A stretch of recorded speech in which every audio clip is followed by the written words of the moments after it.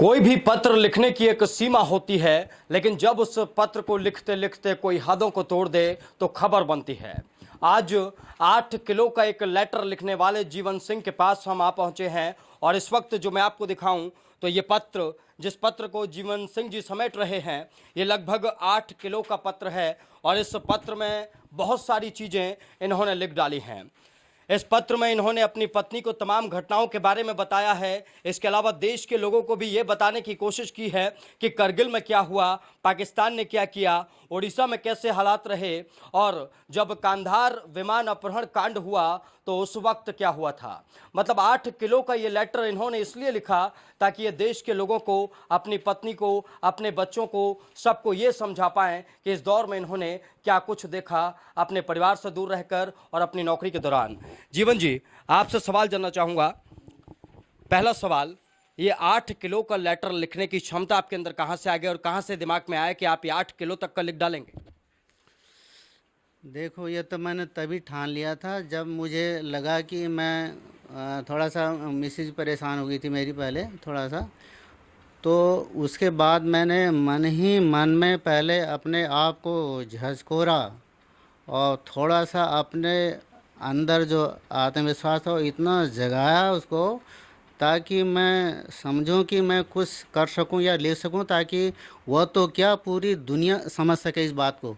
कोशिश की है मैंने, तो तभी से मैंने यह रात दिन लिखना शुरू किया मैंने इसको। जीवन जी, कोई जब लेटर लिखता है तो एक लेख लिखेगा, एक किताब लिख देगा, 2 किताब लिख देगा।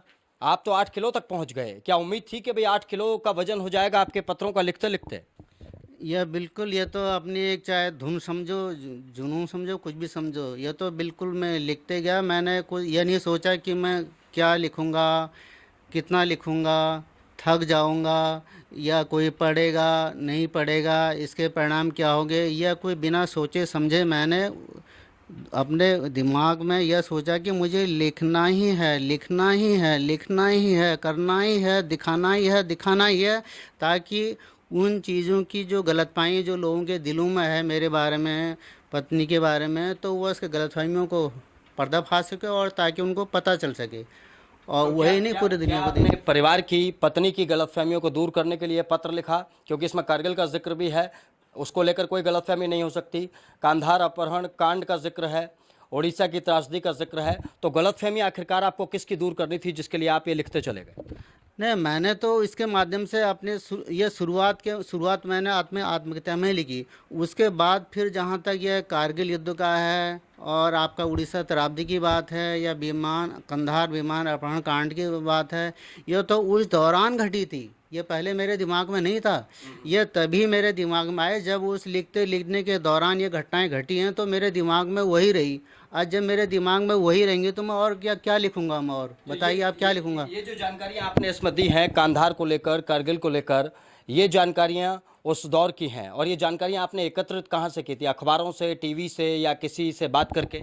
ये चीज़ें मैंने प्रिंट मीडिया से, इलेक्ट्रॉनिक मीडिया से, पत्रिकाओं से, अखबारों से, टीवी से, एक दूसरे से बात करके, सब मीडिया लोगों से, सब मैंने इसी तरह से वो करके एकत्रित करके मेरे दिमाग में रखा।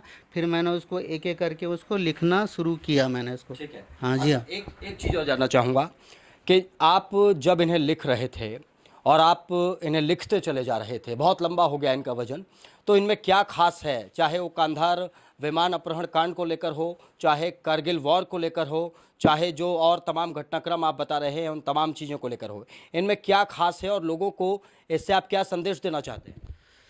देखो, इसमें सबसे पहले तो शुरुआत में तो असल कुशल है, आदान प्रदान। उसके बाद ये धीरे धीरे हमने जो राष्ट्रवाद पर हमने कोशिश किया है कि हम जो है राष्ट्रभक्त हैं, हमें राष्ट्रभक्त के नाते होने के नाते हमें देश पर भी मतलब थोड़ा सा ध्यान देना चाहिए। हमारा देश कहाँ जा रहा है, क्या हो रहा है, कौन हमारा दुश्मन है और उसने क्या किया है और हमारे तरफ से क्या हो रहा है। ये जो लड़ाइयाँ छिड़ी थी उस समय हमारे भारत के जवान मारे गए थे, तो उस समय जो है उस समय जो है कारगिल का युद्ध जब शुरू हुआ था, होते होते होते होते 527 जवानों को शहीद होना पड़ा।